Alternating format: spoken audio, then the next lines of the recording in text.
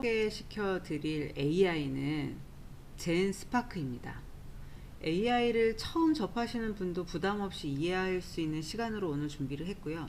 요즘 AI가 좋다는데 그래서 뭘 하라는 거지? 어떤 걸 쓰라는 거지?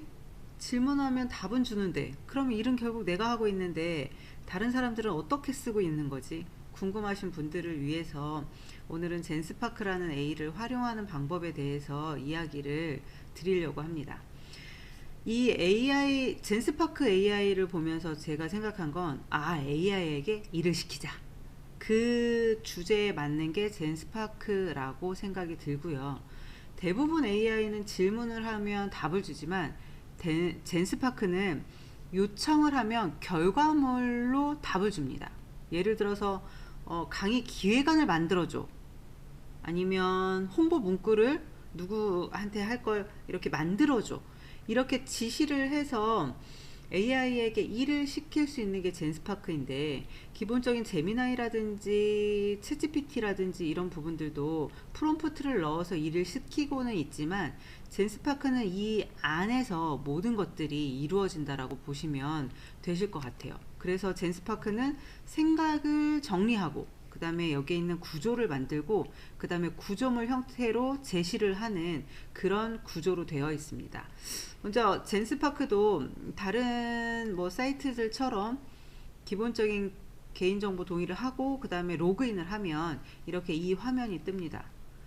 보시는 것처럼 단순하게 물어보는 프롬프트만 있는 것이 아니라 시트, 문서, 개발자, 디자이너, 채팅, 이미지, 동영상, 회의로 이렇게 여러 가지가 할 수 있는 툴을 이 안에 가지고 있습니다. 그래서 여러분은 선택을 하시고 거기에 맞는 걸 정리를 해달라든지 만들어 달라든지 그런 지시만 내리시면 젠스파크가 일을 다 한다고 보시면 됩니다.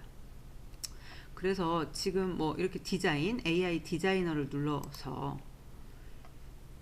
여기에다가 내가 뭘 만들지, 지금 젠스파크에서 끌어온 디자인 툴은 캔바라고 보시면 될 것 같아요. 대부분 캔바를 이용을 하기는 하더라고요.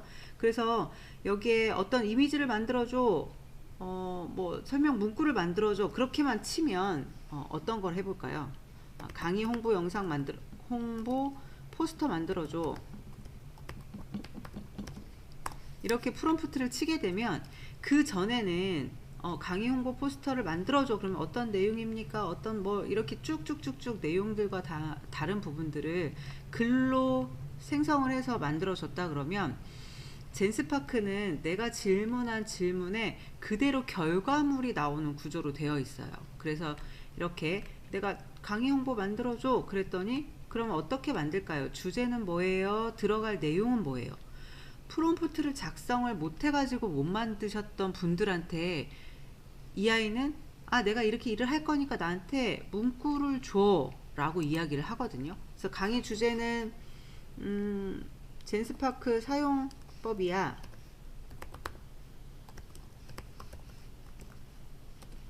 주제 그리고 뭐라고 적어야 될까요? 일시 2월 1일 장소 미정. 장소 적을까요? 그냥 컨벤션 센터.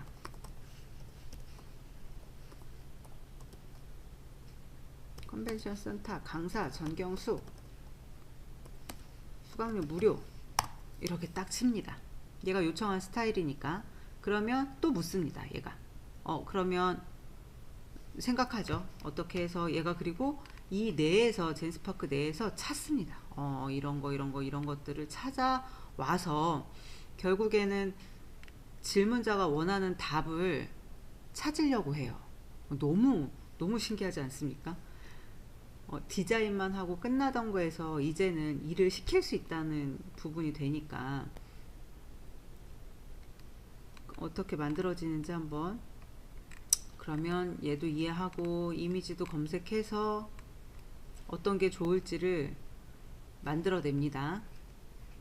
그러면 홍보 포스터를 제작해 드리겠습니다. 그래서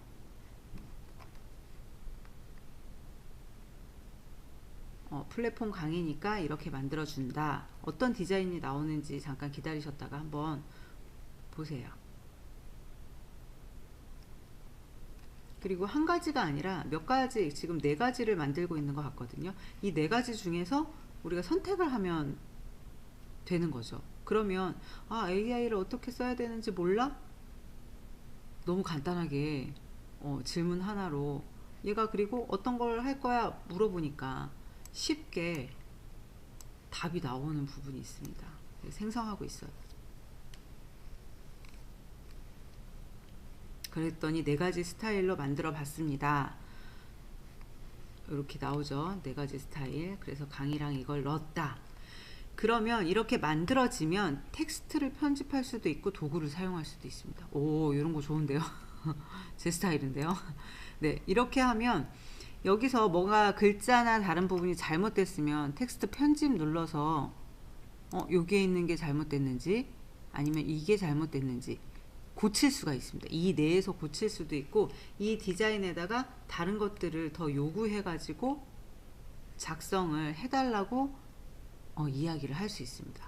그러면 지금 디자인 한 것처럼 내가 만약에 이런 문서나 시트도 여러분들이 하던 작업을 이 내에서 이 시트로 만들어 가지고 이 안에서 엑셀 파일이 됐든 어떤 작업이 됐든 만들어 가지고 내놓고요.